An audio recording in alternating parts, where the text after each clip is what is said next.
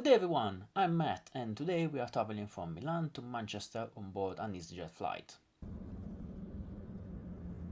We are departing from Milan Malpensa and arriving at Manchester Airport.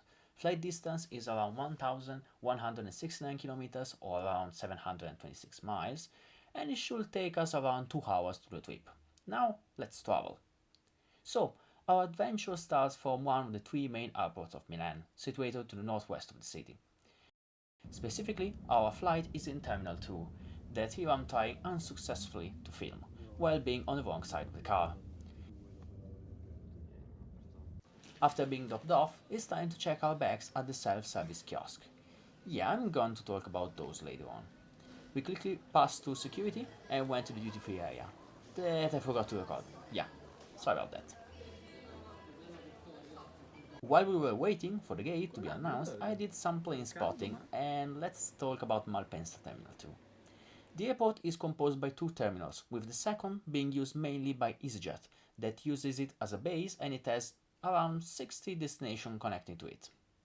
The terminal was reopened on the 21st of May 2023, after some renovations work.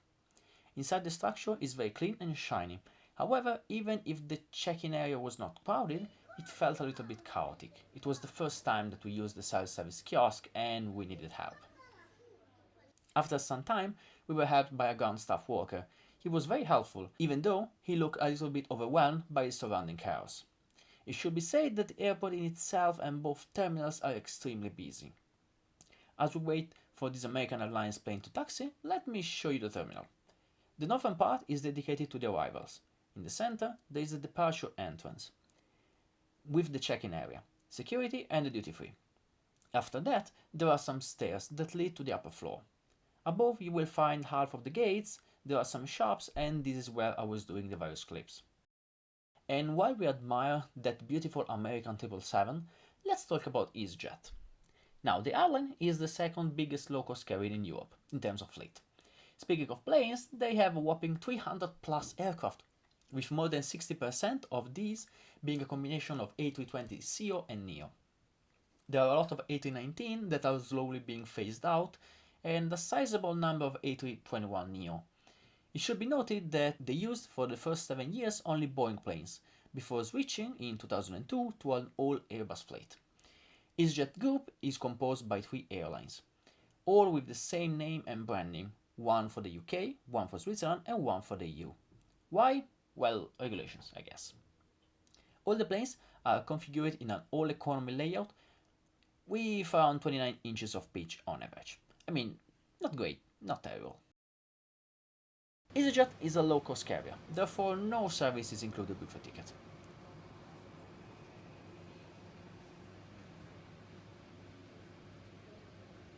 Their network is based on the point-to-point system, with a lot of bases with direct connections, such as ours.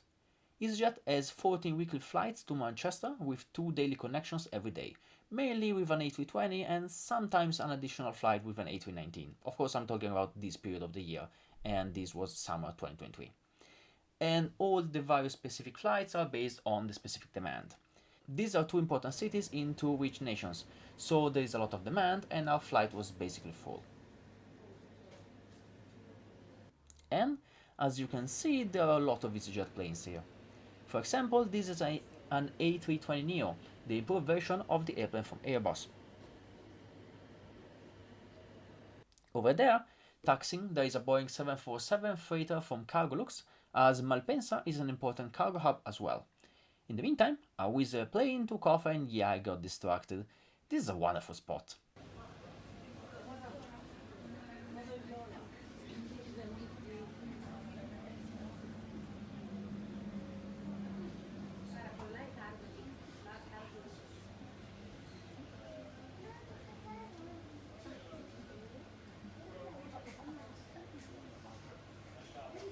British Airways take off. That is a Turkish A330. As you can see, all Terminal 2 flights today are from EasyJet. I don't know why our airline told us to be here 3 hours in advance, yet I ain't complaining. Here I was looking at an Amazon Air Boeing 737 freighter taxiing. And in the meantime, I filmed an Embraer from Air Dolomiti taking off.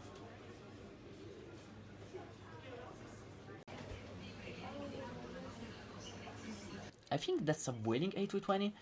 In the meantime, the gate number appeared on the screen, and as I was filming this Delta A330 going to New York.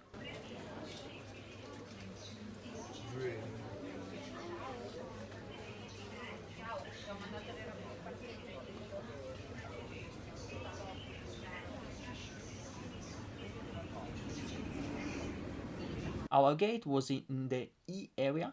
We had to go down the stairs, and I had to leave my beloved spot. On the floor below, we passed the passport control and went to our gate. Quick stop for an all Nippon Cargo 747. This is our plane, and as we waited to board, I took a look at the ground operations. Fascinating. Note the vehicle for passengers with reduced mobility on the left, and solar-powered stairs on the right. Behind, you can see some passengers disembarking from the previous flight.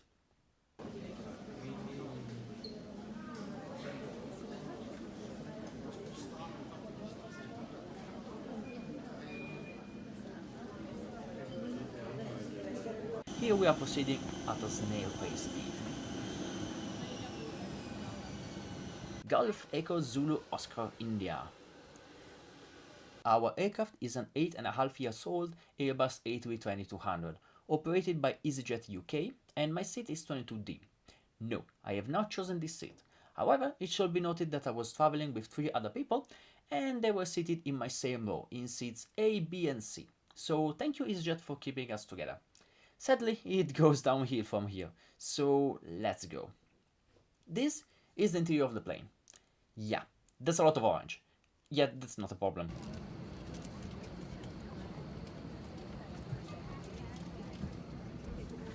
Seat pitch is fine, yes. Keep in mind that I'm 185 centimeters, around 6 feet.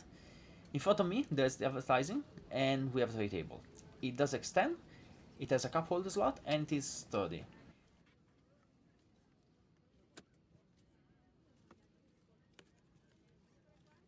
However, my seat was not sturdy. As a matter of fact, the cover was broken and yeah, uncomfortable. We started the pushback at 10:42.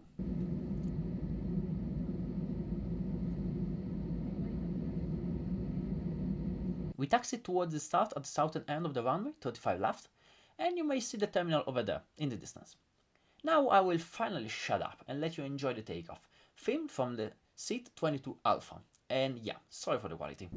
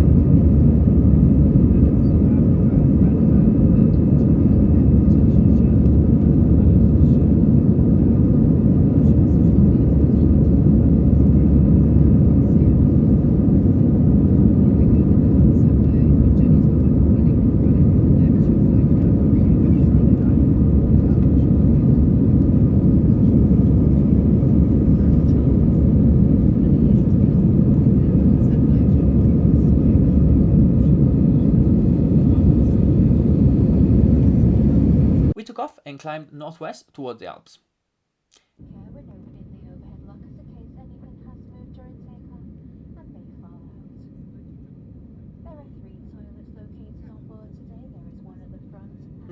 let's go back to complaining, shall we? As you can see here, the seat in front of me lacks the coat hook, as do other two seats in this row. This is a 50% missing rate. The seat definitely does not look new. And you can mix these with any hot or cold drinks or sweet and savoury snacks to make a meal deal for just £8.95. Or if you wish to upgrade some alcoholic beverage, there's a beautiful In the seat pocket, you can find the safety card and the EasyJet magazine. We also have a selection of beers and wines on board. We have the IPA Brewdog, Via Moretti, a Heineken Silver, Jubel beer with peach, and Magnus cider. And you can get two of these for just £9.90. The seat pocket was kind of spacious, yet also slightly filthy. If you fancy something a bit special, Luckily, there are overhead ventilation pods, as well as the buttons to call the crew and reading lights. Sadly, also the seat was filthy.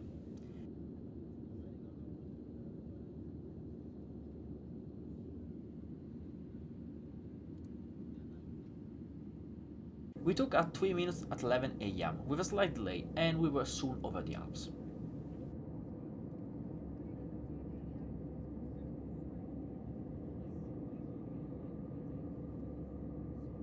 Back in the cabin. Here in the seat pocket you can find the in-flight magazine. In one half you have food and drinks, while the other is reserved for shopping. On this flight I did not take anything, as I usually don't buy things on board, as it is kinda pricey for my taste, even though I understand why it costs so much. EasyJet does not have Wi-Fi on board, but you can log to a special website while on the air, for the map and to see the digital magazine. By the way, only I find it weird that people buy perfumes on board.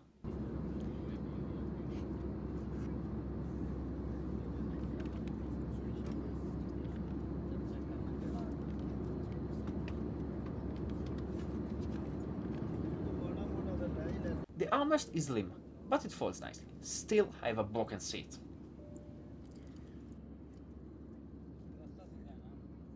After a while, we passed over the English Channel.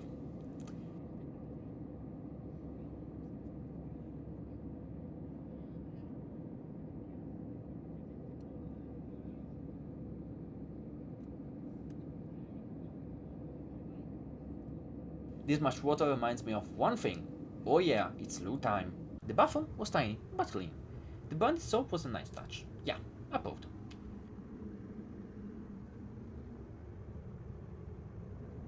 Oh gosh, what a terrible outfit.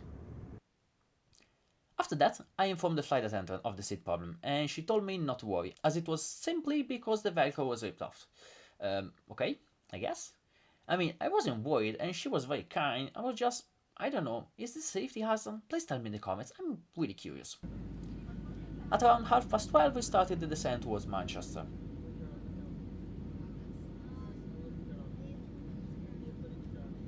The landing was, well, rough, as it was very windy, so enjoy.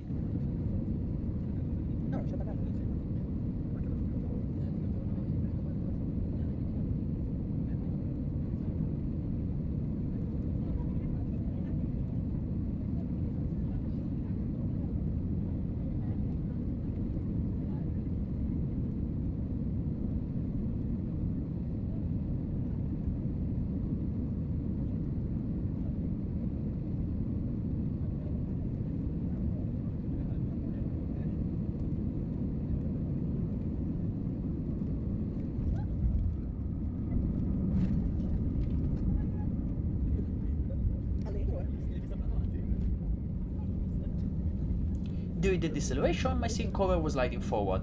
It was quite funny, to be fair. We landed at 10 to 1 PM and yeah, clapping warning. We taxied near a beautiful A380 from Emirates.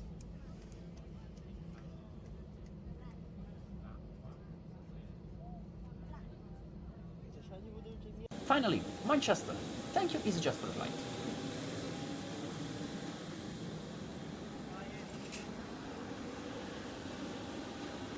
There were a lot of planes, including ATRs from Aer Lingus and Aurigny.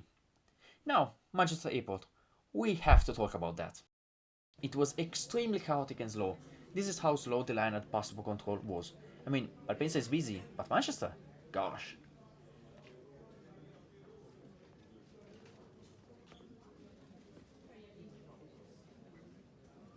After 20 minutes, we were able to reach the baggage retrieval area, which was flooded by passengers from Dubai. Now, before disclosing my votes for the trip review, there are two topics I would like to talk about. One regarding EasyJet and one on Hertz, the car rental company. During the flight, there was one moment in which all 4 flight attendants moved to the front galley to chat with each other. Is that a problem? No. They had finished some time earlier their service time with a drink card, so I think it's acceptable for them to retire for a while and boil off the stress. What I found unacceptable is that while they were relaxing, one of the pilots came out to go to the bathroom, and no one entered the cockpit. What's worse is that after the first pilot returned, the other went to the bathroom as well, and again the cockpit was left with just one person inside. Now, I'm not a pilot, yet as far as I'm aware, there must be 2 persons inside the cockpit during the flight to avoid accident like Germanwings flight 9525. I don't know if there was someone in jump seat, yet I doubt it. This was a major red flag for me, as it indicated complacency, and I really don't like it. Maybe I'm wrong and the 2-person rule was abolished, but still, massive downside on my part.